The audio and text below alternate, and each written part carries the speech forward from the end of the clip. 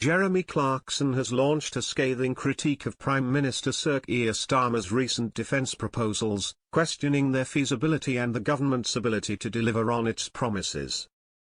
In his latest column for The Sun, Clarkson mocked Starmer's plan to bolster the UK's military capabilities in response to global threats, particularly from Russia.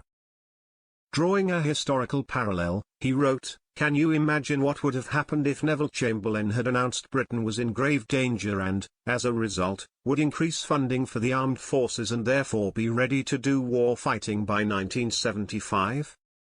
Clarkson highlighted the impracticality of Starmer's ambitions, noting the Prime Minister's pledge to build 12 new nuclear submarines and a fleet of advanced fighter bombers. He questioned the source of funding, stating, "He's already spent what little he had on train drivers, junior doctors and solar parks."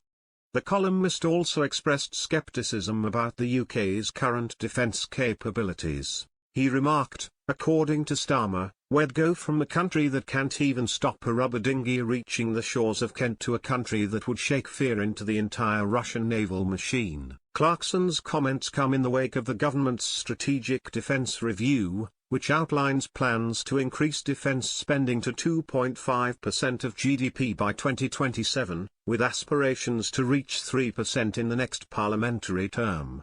The review includes proposals for new nuclear submarines, advanced weaponry, and enhanced cyber capabilities.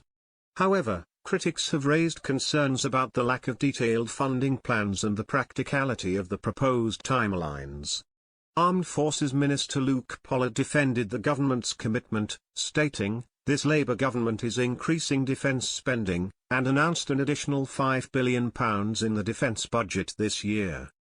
Despite these assurances, Clarkson remained unconvinced, questioning the government's ability to recruit and train personnel for the expanded military initiatives.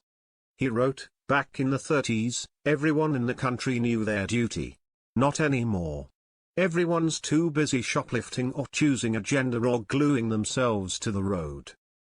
He also cast doubt on Starmer's leadership qualities, describing him as very possibly the least warlike leader the world has ever seen.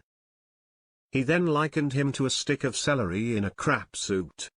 Clarkson concluded his critique by expressing greater concern over Starmer's leadership than external threats, stating, "And he's in the hot seat for 4 more years. That scares me more than Putin does."